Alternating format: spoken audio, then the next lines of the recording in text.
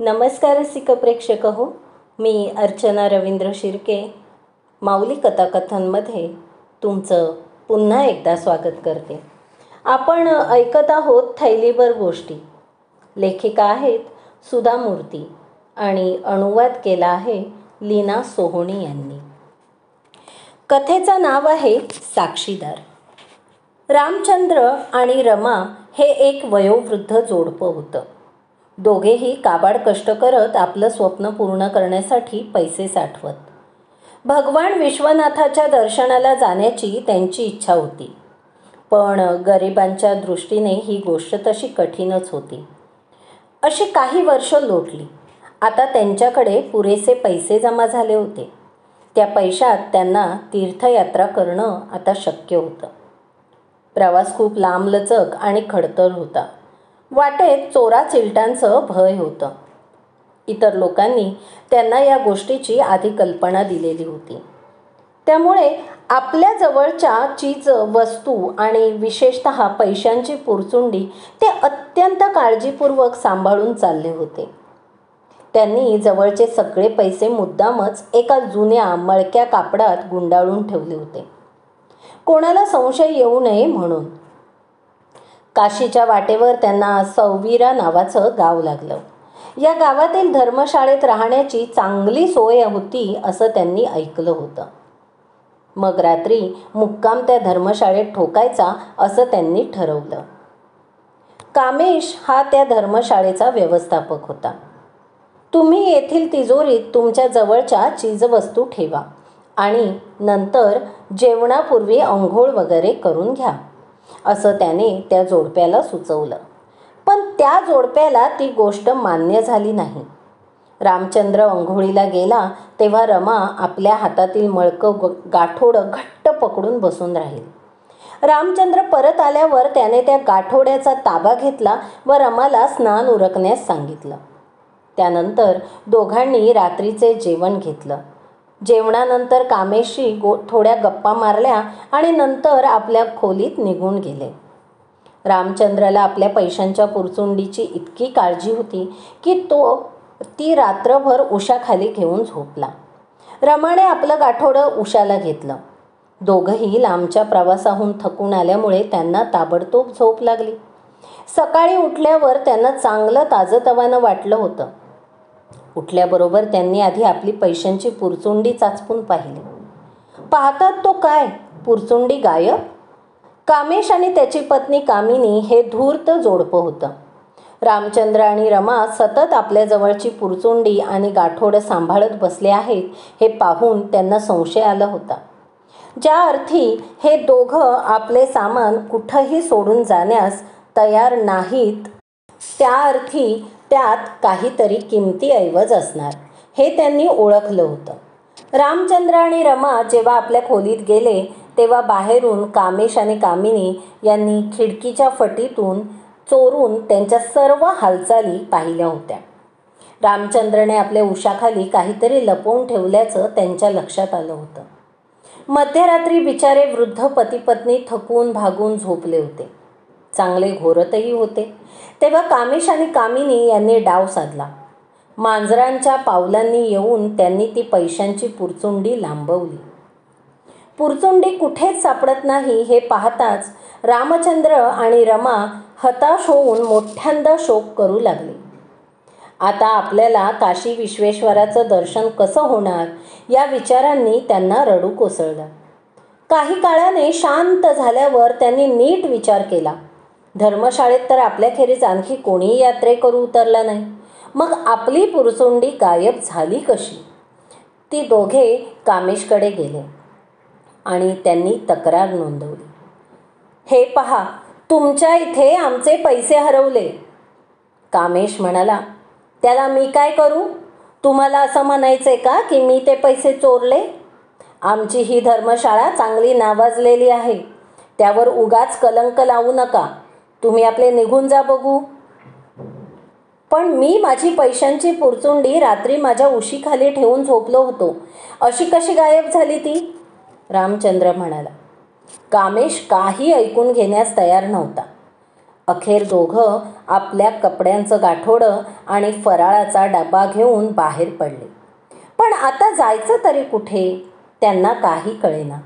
येणाऱ्या जाणाऱ्या पादचाऱ्यांना थांबवून ते आपली कहाणी सांगत, पण त्यांच्यावर कोणीही विश्वास ठेवायला तयार होईना. अखेर ते पडले परके लोक. तेथे जवळच एका झाडाखाली एक शिक्षक आपल्या काही विद्यार्थ्यांना शिकवत बसले होते. ते दुरूनच हा सगळा प्रकार बघत होते. या गरीब जोडप्याची कहाणी तर खरीच दिसते आहे. त्यांच्यावर अन्याय झाला आहे. त्यांना न्याय हा मिळायलाच हवा असं त्यांना वाटलं. मग त्यांनी रामचंद्रला आपल्याजवळ बोलावून घेतलं. हे पहा, तुम्ही आमच्या राजाचे सल्लागार कृष्णकांत यांच्याकडे जा. ते फार हुशार आणि चतुर आहेत. शिवाय ते अत्यंत दयाळूही आहेत. तुम्हाला नक्की मदत करतील. मनात आशा धरून रमा आणि रामचंद्र कृष्णकांतकडे गेले. त्यांनी सर्व हकीकत जशीच्या तशी त्यांना सांगितली. परंतु कामेशनेच चोरी केली याचा काहीही पुरावा त्यांच्याजवळ नव्हता. कृष्णकांत त्यांना म्हणाले, माझ्या घरी एक मंतरलेला ढोल आहे. तुम्ही त्याच्यासमोर जर खरं बोललात तर तो आपोआपच वाजू लागतो. रामचंद्र, उद्या सकाळी लवकर उठून स्नान करून तू आणि तुझी पत्नी माझ्याकडे या. माझ्या घरून तो ढोल उचलून दरबारात घेऊन जा. दुपारी हेच काम मी धर्मशाळा चालवणाऱ्या कामेश आणि कामिनीला सांगेन. सायंकाळी मी तुमचा न्याय निवाडा करणार. दुसऱ्या दिवशी सकाळी ठरल्याप्रमाणे रामचंद्र आणि रमा कृष्णकांताच्या घरी गेले आणि तेथून तो मंतरलेला ढोल उचलून दरबारात नेण्यासाठी निघाले. तो ढोल फारच जड लागत होता. दरबारसुद्धा बराच दूर होता. बिचाऱ्या पतीपत्नींना तो ढोल उचलून चालणं फार कठीण जात होतं. वाटेत त्यांना एक मोठं वडाचं झाड लागलं. त्याच्या सावलीत थोडा वेळ बसून विश्रांती घ्यायची असं त्यांनी ठरवलं. मग त्यांनी तो ढोल झाडाखाली ठेवला आणि तिथेच बसून आपापसात बोलू लागले. रमा म्हणाली, आपले पैसे तर गेलेच आहेत, पण ते परत मिळवण्याची काही आशा मला तरी वाटत नाही. या असल्या अनोळखी गावात राहण्याऐवजी आपण आपल्या घरी परत गेलेलं बरं. रामचंद्र म्हणाला, मी त्या पैशांची इतकी काळजी घेतली. चोरांनी ते चोरू नये म्हणून ते मळक्या कपड्यात गुंडाळून ठेवले, पण अखेर चोरीला जायचे ते गेलेच. मला वाटतं आपल्याला दर्शन घडावं अशी खुद्द काशी विश्वेश्वराची सुद्धा इच्छा नाही आहे. त्यानंतर काही क्षणातच ढोल आपोआप वाजू लागला. ते म्हातारं जोडपं आश्चर्यचकित झालं, पण त्यांना मनातून आनंद झाला. आपले पैसे कोणी चोरले याचा आपल्याजवळ काही पुरावा जरी नसला तरी आपली बाजू खरी आहे हे निदान देवाला माहीत आहे. आता आपले पैसे परत मिळाले नाही तरी हरकत नाही. एक निश्वास टाकून दोघे उठले आणि तो ढोल उचलून वाटेला लागले. आता मात्र तो ढोल बराच हलका लागत होता. रामचंद्र आपल्या पत्नीला म्हणाला, देवाची आपल्यावर कृपादृष्टी आहे. त्यानेच हा ढोल हलका केला आहे. तो ढोल खरोखरच फारच हलका झाला होता. अत्यानंदानं ते झपाझप दरबाराकडे चालू लागले. दुपारच्या वेळी तोच ढोल घेऊन कामेश आणि कामिनी दरबाराच्या वाटेने चालायला निघाले. तो खूप जड होता. वाटेत त्यांनाही वडाचं झाड लागलं. त्या झाडाखाली तो ढोल ठेवून तेही जरा वेळ विश्रांती घेण्यासाठी थांबले.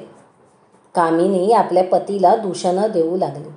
हे सगळं केवळ तुमच्यामुळे झालं. तुम्हाला काय गरज होती त्यांचे पैसे चोरायची? नाहीतरी ती रक्कम थोडीशीच तर होती. तुम्ही जर गप्प बसला असता तर आज आपल्यावर ही वेळ आली नसती.